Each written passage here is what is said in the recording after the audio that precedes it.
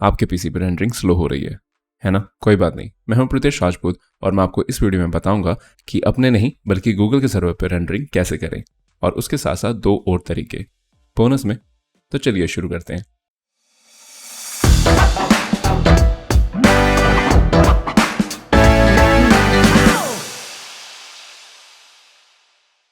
इस वीडियो में हम रेंडरिंग सेटिंग्स को लेकर बात नहीं करने वाले, बल्कि कुछ आपको अलग तरीके बताऊंगा जिसकी हेल्प से आप रेंडरिंग फास्ट कर पाओगे। पर हाँ, अगर आप मेरी जो ये वाली वीडियो है इसमें बताई हुई जो ये टिप्स हैं, अगर आप पहले ये फॉलो कर लोगे तो आपकी रेंडरिंग और भी फास्ट हो सकती है। तो मैं आपको सजेस्ट करूंगा कि पहले आप ये वाली वीडियो देखें अगर आपने ये नहीं देखी है तो। जो मेरा पहला तरीका है वो आपको सुनने में ही बहुत इंटरेस्टिंग लगेगा, क्योंकि हम अपने पीसी पे रेंडर नहीं करेंगे बल्कि गूगल के सर्वर पे रेंडर करेंगे। तो शुरू करने से पहले मैं अपनी रेंडर सेटिंग्स चेंज कर लेता हूँ ताकि मैं रेंडर फास्ट कर सकूँ। और ये जो सारी सेटिंग्स हैं ये ऑलरेडी मैं अपनी इस वीडियो में बता चुका हूँ।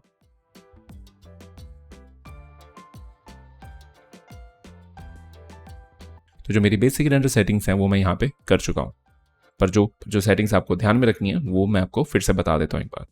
जो डिवाइस है उसे हम जीपीयू पे यहाँ पे रखेंगे, और जो आउटपुट फाइल फॉर्मेट्स वगैरह हैं वो आप अपने नीड के अकॉर्डिंगली यहाँ पे चेंज कर सकते हो। तो अब हम अपनी इस फाइल को गूगल ड्राइव पे अपलोड कर सकते हैं, पर अपलोड करने से पहले इस फाइल के जितने भी टेक्सचर्स वगैरह हैं उन्हें पैक करना होगा, नहीं तो हमारे सारे टेक्सचर मिसिंग होंगे और पिंक कलर के रेंडर आएंगे। तो टेक्सचर्स पैक करने के लिए हमें क्लिक करना होगा फाइल्स, एक्सटर्नल डाटा और यहाँ पे पैक रिसोर्सेज। इस डेमो फाइल के जो टेक्सचर्स हैं वो ऑलरेडी यहाँ पे पैक हैं, तो इस फाइल को हम सेव कर लेते हैं। हमारी जो फाइल है वो हमने सेव कर लिया और अब हम चलते हैं अपनी गूगल ड्राइव पे। तो यहाँ पे मैं एक नया फोल्डर बनाता हूँ, क्लिक करूंगा न्यू फोल्डर और इस फोल्डर को नाम दूंगा colab_rendering। इस पूरे प्रोजेक्ट की नेमिंग करते हुए आपको इस बात का ध्यान रखना होगा कि आप किसी भी फोल्डर या फाइल की नेमिंग में स्पेस का इस्तेमाल ना करें, और या फिर आप इसे एक साथ बिना स्पेस के लिखें। फिलहाल मैं अंडरस्कोर का इस्तेमाल करूंगा और यहाँ पे क्लिक करूंगा क्रिएट, और इस फोल्डर को हम ओपन करते हैं अब। और अब हम जाएंगे ब्लेंडर के डाउनलोड पेज पे और यहाँ पे हम क्लिक करेंगे इस अदर वर्जन वाले बटन पर, और यहाँ से हम डाउनलोड करेंगे ब्लेंडर का लिनक्स वर्जन। पर एक बात का ध्यान रखिएगा कि जो ब्लेंडर के जो वर्जन हैं वो सेम हो, और जो फाइल यहाँ से डाउनलोड होगी उसे हम अपनी गूगल ड्राइव में अपलोड कर देंगे। आप देख सकते हैं यहाँ पे अपलोडिंग हो रही है, तो हमारी जो फाइल है वो यहाँ पे अपलोड हो चुकी है। अब मैं यहाँ पे एक और फोल्डर बना लेता हूँ और इसका मैं नाम रखने वाला हूँ यहाँ पे टेस्ट प्रोजेक्ट, और इस फोल्डर को ओपन करूंगा यहाँ पे, और यहाँ पे मैं अपनी जो ये ब्लेंडर फाइल मैंने यहाँ से सेव की थी इसे अपलोड कर देता हूँ। जब तक ये अपलोड हो रही है मैं यहाँ पे एक और फोल्डर बनाऊंगा जिसके अंदर मैं अपने जो रेंडर आउटपुट है वो सेव करूंगा। तो मैं इसका नाम रख देता हूँ यहाँ पे रेंडर्स, और इसे क्रिएट कर देते हैं। ओके, तो मेरी जो ब्लेंडर वाली जो फाइल है वो भी अपलोड हो गई है, जो ब्लेंडर की लिनक्स सेटअप वाली जो फाइल है वो भी अपलोड हो चुकी है, और जो मेरे रिक्वायर्ड फोल्डर्स हैं वो भी मैंने बना लिए हैं। अब हम गूगल पे सर्च करेंगे गूगल कोलैब, और जो पहला लिंक आएगा हम उसी पे यहाँ पे क्लिक कर लेते हैं, और हम यहाँ पे अब क्लिक करेंगे न्यू नोटबुक पे। तो ये नोटबुक जो है वो लोड हो रही है, और अब यहाँ पे हम क्लिक करेंगे फाइल और यहाँ पे अपलोड नोटबुक, और यहाँ पे मैं एक फाइल अपलोड करूंगा जिसका लिंक आपको नीचे डिस्क्रिप्शन में मिल जाएगा। तो फाइल खुलने के बाद में आपको कुछ यहाँ पे इस तरह से नजर आएगी, जहाँ पे आप देख सकते हैं हर एक इंस्ट्रक्शन स्टेप बाय स्टेप दे रखी है, और यहाँ पे आपको ज़्यादा कुछ नहीं करना, जस्ट कॉपी पेस्ट करने कुछ फाइल के पाथ और अपने नीड के अकॉर्डिंगली कुछ चेंजेस करने होंगे। तो चलिए वो देख लेते हैं। तो सबसे पहला स्टेप है कनेक्ट गूगल ड्राइव। तो यहाँ पे हम प्ले का बटन देख रहे हैं, इसे हम क्लिक करेंगे यहाँ पे, तो आप देखोगे कि जो ये नोटबुक है वो गूगल ड्राइव का एक्सेस मांग रही है। तो यहाँ पे हम क्लिक करेंगे कनेक्ट गूगल ड्राइव पे, और अपने अकाउंट के साथ आप इसे एक्सेस दे सकते हैं।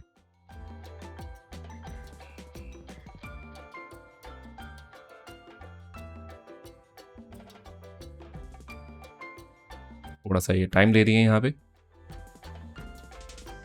तो आप देख सकते हैं कि जो मेरी ड्राइव है वो माउंट हो चुकी है। तो हमारी जो ये कमांड थी ये सक्सेसफुली रन हो चुकी है, और अब हम क्लिक करेंगे इस फोल्डर आइकन पे, और यहाँ पे हम जाएंगे इस ड्राइव, माई ड्राइव, और जो हमने फोल्डर बनाया था कोलैब रेंडरिंग वाला इस पे क्लिक करेंगे, और हमने जो ये ब्लेंडर वाली फाइल यहाँ पे अपलोड करी थी लिनक्स वर्जन वाली, हम इसके 3 डॉट जो यहाँ पे हैं इस पे क्लिक करेंगे, और यहाँ पे कॉपी पाथ पे क्लिक करेंगे, और जो सेकंड स्टेप में आप जो ये रेड कलर का जो टेक्स्ट देख रहे हैं इसे सिलेक्ट करेंगे और यहाँ पे हम कर देंगे पेस्ट। तो आपको यहाँ पे कुछ ज़्यादा चेंजेस नज़र नहीं आए होंगे क्योंकि मैंने ऑलरेडी इस चीज़ को टेस्ट करके बना रखा है। और पेस्ट करने के बाद में हम इसे यहाँ पे रन कर देंगे। तो अब जो ब्लेंडर है वो बेसिकली गूगल के सर्वर पे इंस्टॉल हो रहा है और इसके लिए हमें थोड़ी देर वेट करना होगा। तो हमारा जो ब्लेंडर है वो भी यहाँ पे इंस्टॉल हो चुका है। अब हम चलते हैं अपने थर्ड स्टेप की तरफ, जो कि है set path of blender file. तो यहाँ पे हम जो हमारी जो ब्लेंडर फाइल थी उसका पाथ यहाँ पे पेस्ट करेंगे। तो उसके लिए जो मैंने फोल्डर बनाया था यहाँ पे टेस्ट प्रोजेक्ट, हम इससे खोलते हैं और जो हमारी जो टेस्ट फाइल है इस पर क्लिक करते हैं यहाँ पे 3 डॉट्स पे और यहाँ से कॉपी पाथ और जो ये टेक्स्ट है इसे सिलेक्ट करके यहाँ पे पेस्ट कर देते हैं। ओके, और अब इसे रन कर देते हैं। हमारा जो थर्ड स्टेप है वो भी कंप्लीट हो चुका है। अब हम चलते हैं अपने फोर्थ स्टेप पे, जो कि है रेंडर। तो यहाँ पे जो पहली लाइन है यहाँ पे हमने बेसिकली डिफाइन किया हुआ है कि हम कौन सा ब्लेंडर यूज कर रहे हैं। तो आप यहाँ पे देख सकते हैं कि जैसे हमने 4.1.1 यूज किया था यहाँ पे, तो यहाँ पे 4.1.1 लिखा हुआ आ रहा है। और जस्ट इन केस अगर आप नया वर्जन डाउनलोड करते हैं तो आप यहाँ पे जस्ट नंबर चेंज कर सकते हैं और या फिर आप इस फोल्डर में जाएंगे, जो कि बेसिकली जब हमने सेकंड स्टेप रन किया था तब यहाँ पे एक नया फोल्डर बना था। तो आप इस फोल्डर को खोलेंगे और यहाँ पे आप जो ये ब्लेंडर वाली जो फाइल है यहाँ पे इसके 3 डॉट्स पे यहाँ पे क्लिक करोगे और यहाँ से इसका पाथ कॉपी करके आप यहाँ पे पेस्ट कर सकते हैं। तो इसके बाद में यहाँ पे कमांड आती है -b या इसे हम -b भी कहते हैं। तो ये जो कमांड है ये बेसिकली बताएगी कि ये जो ब्लेंडर वाली जो एग्जीक्यूशन फाइल है इसे हमें बैकग्राउंड में रन करना है। और फिर इसके बाद में आती है यहाँ पे $, फाइल नेम, जो कि हम यहाँ पे ऑलरेडी अपनी ब्लेंडर फाइल डिफाइन कर चुके हैं। नो ऑडियो, बेसिकली हमारे फाइल में कोई ऑडियो नहीं है। और फिर यहाँ पे है -E, जो कि बेसिकली रेंडर इंजन डिफाइन करने के लिए यहाँ पे मैंने साइकिल चूज किया हुआ है। और फिर आता है यहाँ पे -O, जो कि डिफाइन करेगा हमारा आउटपुट पाथ, यानी कि जहाँ पे हमारी फाइल्स रेंडर होके सेव होंगी। मैंने यहाँ पे ऑलरेडी एक रेंडर के लिए पाथ बना रखा है जिसे मैं कॉपी कर लेता हूँ और यहाँ पे पेस्ट कर देता हूँ। फिर मैं यहाँ पे स्लैश टाइप करूँगा और फिर मैं यहाँ पे टाइप करूँगा demo_। बेसिकली जो ये demo_ मैंने अभी जो टाइप किया है ये हमने फाइल का नेम दिया है कि हमारे जो रेंडर्स निकलेंगे वो किस नाम से सेव होंगे। तो अगर हमारे फ्रेम्स होंगे तो यहाँ पे demo_001 002 करके इस तरह से फ्रेम सेव होते रहेंगे। और इसके बाद में यहाँ पे कमांड आ रही है -S, जो कि डिफाइन करेगा बेसिकली हमारी जो रेंडरिंग है वो कौन से फ्रेम से शुरू हो, यानी कि हमारा स्टार्टिंग फ्रेम। और फिर -E, जो कि डिफाइन करता है हमारा एंड फ्रेम। -A, यानी कि हम एनिमेशन रेंडर कर रहे हैं। और ये -F, और ये डिफाइन करेगा हमारा फाइल फॉर्मेट। अगर आप ये जो कमांड लाइन के जो ये आर्ग्यूमेंट्स अच्छे से समझना चाहते हो तो आप गूगल पे सर्च कर सकते हो command line arguments for blender और आपके पास ये ब्लेंडर का डॉक्यूमेंट आ जाएगा। और यहाँ पे इन्होंने हर आर्ग्यूमेंट को बहुत अच्छे से समझा रखा है, जैसे कि यहाँ पे फाइल फॉर्मेट्स के भी आर्ग्यूमेंट्स यहाँ पे बता रखे हैं।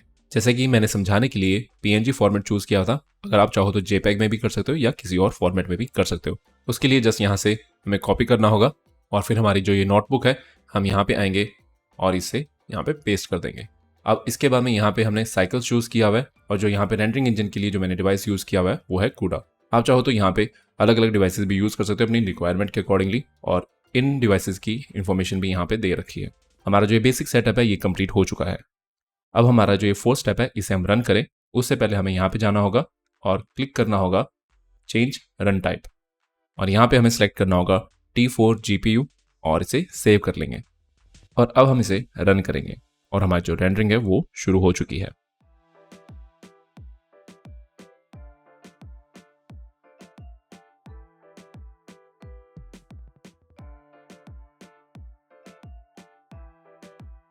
हमारा जो फर्स्ट फ्रेम है वो रेंडर हो चुका है। अब हमारा जो सेकंड फ्रेम है वो रेंडर हो रहा है।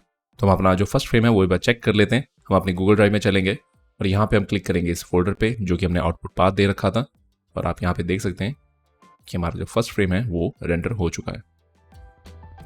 हमारे जो सारे फ्रेम्स हैं वो यहाँ पे रेंडर हो चुके हैं। मैंने यहाँ पे 5 दे रखा था एंड फ्रेम के लिए, तो इसने फ्रेम 5 रेंडर किया और ब्लेंडर क्विट हो चुका है। अब हम अपनी जो गूगल ड्राइव है वहाँ पे चलते हैं और इसे एक बार रिफ्रेश करते हैं। आप देखोगे कि यहाँ पे हमारे पास गूगल ड्राइव पे 5 के 5 फ्रेम्स आ चुके हैं और फिर आप यहाँ से इसे डाउनलोड करके यूज़ कर सकते हो। अब हमारे जो रेंडर्स हैं वो कंप्लीट हो चुके हैं और हम कोलैब का और आगे यूज़ नहीं कर रहे हैं, तो इसके लिए हमें इसका जो सेशन है वो एंड करना होगा। तो उसके लिए हम यहाँ पे जाएंगे और मैनेज सेशंस पे जाएंगे और यहाँ पे इसे डिलीट कर देंगे। ओके, हमारा जो सेशन है वो टर्मिनेट हो चुका है और हमारे जो रेंडर्स हैं वो कंप्लीट हो चुके हैं। अब इस मेथड में आपको ये जो सेशन है वो टर्मिनेट करना पड़ेगा। तो ये सब था मल्टीपल फ्रेम रेंडर करने के लिए। अगर हमें सिंगल फ्रेम रेंडर करना हो तो उसके लिए मैं ये सारी चीज़ें यहाँ से डिलीट करूँगा और यहाँ पे स्मॉल f डालूंगा, यानी कि हाइफन स्मॉल f और फिर स्पेस देके और जो भी हमें फ्रेम नंबर हमें रेंडर करना है वो यहाँ पे टाइप कर दूंगा। जैसे कि मैं चाहता हूँ कि 4th जो फ्रेम है वो रेंडर हो तो मैं यहाँ पे 4 नंबर टाइप कर दूंगा। और अगर हम यहाँ पे कोमा और फिर नंबर टाइप करें तो इस तरह से हम मल्टीपल सिंगल फ्रेम्स भी रेंडर कर सकते हैं।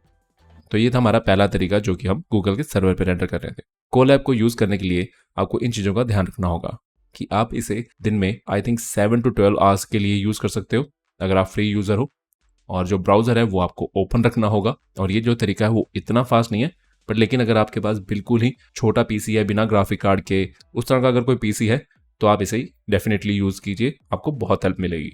और जैसे कि ये जो रेंडरिंग है वो गूगल के सर्वर पे हो रही है, तो आपका जो पीसी है वो बिल्कुल फ्री है, यानी कि उसके हार्डवेयर पे कोई ना लोड नहीं आ रहा। तो आप अपने पीसी पे दूसरे काम भी कर सकते हो, जैसे कि आप मूवी देख सकते हो, गाने सुन सकते हो, या फिर मेरा ही कोई और ट्यूटोरियल देख सकते हो। अब हम बात करते हैं अपने सेकंड ऑप्शन की, और जो ये वाला ऑप्शन है ये मेरा खुद का पर्सनल फेवरेट है। जब भी मुझे बड़े प्रोजेक्ट्स यानी कि जहाँ पे मल्टीपल फ्रेम्स रेंडर करने होते हैं, मैं 99% ऑफ द टाइम यही ऑप्शन चूज करता हूँ। और जो ये तरीका वो इतना ईजी है कि मुझे ये ब्लेंडर में करके दिखाने की जरूरत नहीं है, सिर्फ और सिर्फ आपको एक डायग्राम से समझा सकता हूँ। तो चलिए डायग्राम खोल लेते हैं। और जैसे कि आप यहाँ पे देख सकते हैं इस तरीके में हम मल्टीपल पीसीज को यूज करेंगे। और जैसे कि मेरा खुद का एक स्टूडियो है तो मेरे पास इवनिंग के टाइम पे मल्टीपल पीसीज फ्री हो जाते हैं, तो मेरे लिए जो तरीका है वो बेस्ट रहता है। तो आप भी अपना कोई पुराना पीसी या फिर अपने किसी बहन भाई से या अपने किसी फ्रेंड से मल्टीपल पीसीज अरेंज कर सकते हो, तो वेल एंड गुड। बस ध्यान रखिएगा कि सभी पीसीज में सेम ब्लेंडर वर्जन इंस्टॉल हो। तो चलिए अब तरीका समझ लेते हैं। जैसे कि मैंने अपने पहले वाले तरीके में बताया था, इसमें भी हमें सारे जो टेक्सचर्स हैं वो पैक करने होंगे। पैक कैसे करने हैं वो भी मैंने बता रखा है, एक बार फिर से बता देता हूँ। और उसके लिए हमें फाइल पे क्लिक करना होगा, एक्सटर्नल डाटा पैक रिसोर्सेज, और इसे जितनी भी एक्सटर्नल फाइल्स होंगी जैसे कि टेक्सचर्स, HDRIs वगैरह, वो सभी ब्लेंडर की फाइल में ही पैक हो जाएंगी। और फिर हमारी जो ब्लेंडर फाइल है वो हम सभी पीसीज में कॉपी कर देंगे, और इन सभी फाइल्स का जो आउटपुट है वो हम एक सिंगल फोल्डर में कनेक्ट कर देंगे। अगर आप सेम नेटवर्क पे हो तो आप शेयर फोल्डर का यूज कर सकते हो, और अगर आप सेम नेटवर्क पे नहीं हो तो आप क्लाउड ड्राइव्स का भी इस्तेमाल कर सकते हैं, जैसे कि ड्रॉपबॉक्स, गूगल ड्राइव या वन ड्राइव। बस हमें ध्यान रखना है कि जो इनके आउटपुट्स हों वो एक सेम फोल्डर में आए, यानी कि इस फाइल के जो रेंडर आउटपुट्स हैं वो सेम फोल्डर में आए जिसमें इन दोनों फाइल्स के रेंडर आउटपुट आएंगे। और जो ब्लेंडर की आउटपुट प्रॉपर्टीज हैं उनमें हमें ये दो सेटिंग्स को चेंज करना होगा। बाय डिफॉल्ट ओवरराइड ऑन होता है और प्लेस होल्डर्स ऑफ होता है। हमें क्या करना होगा, हमें ओवरराइड को ऑफ रखना होगा और प्लेस होल्डर को ऑन रखना होगा। एक बार ये सेटिंग्स हम ब्लेंडर में भी देख लेते हैं कहाँ पे होती हैं। हम जाएंगे यहाँ पे आउटपुट प्रॉपर्टीज में, और यहाँ पे जहाँ हम आउटपुट फोल्डर देते हैं उसके एग्जैक्टली यहाँ इमेज सीक्वेंस पे यहाँ पे ओवरराइड को ऑफ करना होगा और प्लेस होल्डर्स को ऑन करना होगा। पर इससे होगा क्या, मान लीजिए कि हमारा जो ओवरराइड है वो ऑन है और हमारा जो ये प्लेस होल्डर है ये ऑफ है, तो जो ये सभी पीसीज हैं वो पुराने जो फ्रेम हो चुके हैं रेंडर उन्हें डिलीट कर देंगे और अपना नया फ्रेम रेंडर करके उसे सेव करेंगे। जैसे कि जो ये वाला पीसी है ये पहला फ्रेम रेंडर कर चुका है, तो ये वाला पीसी क्या करेगा, इसके फ्रेम को दोबारा से ओवरराइट कर देगा, यानी कि ये भी पहले फ्रेम को रेंडर करेगा और इसके वाले को डिलीट करके अपने वाला सेव कर देगा, और ऐसे ही ये चलता रहेगा। और इस चीज का हमें कोई फायदा नहीं होगा, इसलिए हमें जो ओवरराइट है वो ऑफ रखना है और अपना प्लेस होल्डर्स ऑन रखना है। और इस सेटिंग में क्या होगा, मान लीजिए कि इसने पहला फ्रेम रेंडर कर दिया, अब जो ये वाला पीसी है वो देखेगा कि यहाँ पे ऑलरेडी पहला फ्रेम यहाँ पे है, तो ये इसे स्किप कर देगा और दूसरा फ्रेम रेंडर करना शुरू कर देगा। और जो ये वाला पीसी है वो देखेगा कि पहला फ्रेम भी यहाँ पे है, दूसरा फ्रेम भी यहाँ पे है, तो ये दोनों फ्रेम्स को रेंडर करना स्किप कर देगा और अपना जो थर्ड फ्रेम है उसे रेंडर करना शुरू कर देगा। तो इसी तरह से ये अपने अपने फ्रेम्स रेंडर करते रहेंगे और हमारी जो रेंडरिंग है वो इन सभी पीसीज के अंदर डिवाइड हो जाएगी। और इस तरह से हम मल्टीपल पीसीज का फायदा लेके हम अपनी जो एनिमेशन है वो जल्दी से रेंडर कर सकते हैं। उम्मीद करता हूँ ये आपको अच्छे से समझ आ गया होगा। अगर आप ये दोनों ही तरीके यूज नहीं करना चाहते तो हमारे पास तीसरा एक और तरीका है जो कि है रेंडर फार्म्स। तो एक ये रेंडर फार्म है शीपिट करके, और जो ये वाला रेंडर फार्म है ये फ्री ऑफ कॉस्ट है, और ये दोनों रेंडर इंजन्स यानी कि ईवी और साइकिल्स दोनों को सपोर्ट करता है। पर इसके जो रिव्यूज हैं इंटरनेट पे वो बहुत डाइसी से हैं, यानी कि 50-50 से हैं। क्योंकि कुछ लोग कहते हैं कि ये बहुत अच्छे से रेंडर करता है और कुछ लोग ऐसे भी हैं जिनका मानना ये है कि आजकल के टाइम में कुछ भी फ्री में नहीं मिलता, तो ये कुछ ना कुछ जरूर गड़बड़ कर रहा है और हमें इस तरह की वेबसाइट से दूर रहना चाहिए। पर अगर आप फिर भी इसे यूज करना चाहते हैं तो एक बार इसका जो FAQ सेक्शन है उसमें जाके आप देख सकते हैं कि ये कैसे काम करता है और ये फ्री क्यों है। अगर आप इनके जो आंसर्स हैं उनसे आप सेटिस्फाई हैं तो आप इसे बेशक यूज कीजिए। पर जो मैंने पर्सनली रेंडर फार्म जो यूज किया है वो है बेसिकली फॉक्स रेंडर फार्म और इसके रिव्यूज काफी अच्छे हैं। ये बहुत सारे ऐसे 3D सॉफ्टवेयर हैं जिन्हें ये सपोर्ट भी करता है और जिसमें से एक हमारा ये ब्लेंडर भी है। और मैं फिर से एक बार कहूंगा, और जो ये तीनों तरीके मैंने इस वीडियो में बताए हैं इन्हें आप और भी फास्ट रेंडर कर सकते हैं अगर आप मेरी जो 15 प्रो टिप्स हैं जो कि मैंने इस वीडियो में बताए हैं इन्हें साथ में फॉलो करो। और इस वीडियो का जो लिंक है वो आपको नीचे डिस्क्रिप्शन में मिल जाएगा। मैं उम्मीद करता हूँ आपको इस वीडियो से कुछ सीखने को जरूर मिला होगा। तो वीडियो को लाइक करें, शेयर करें, चैनल को सब्सक्राइब करें और हाँ, बेल आइकन जरूर प्रेस कर दीजिएगा ताकि आने वाली वीडियोस की नोटिफिकेशंस आपको मिलती रहें। अगर आपके मन में ब्लेंडर से रिलेटेड या इस वीडियो को लेकर कोई सवाल हो या फिर मेरे लिए कोई सजेशन हो तो आप मुझे मेरे सोशल मीडिया हैंडल्स पे मुझे फॉलो कर सकते हो और उनके जो लिंक्स हैं वो आपको नीचे डिस्क्रिप्शन में मिल जाएंगे। मिलते हैं अपनी अगली वीडियो में, तब तक के लिए आप मुझे इजाज़त दें। नमस्कार।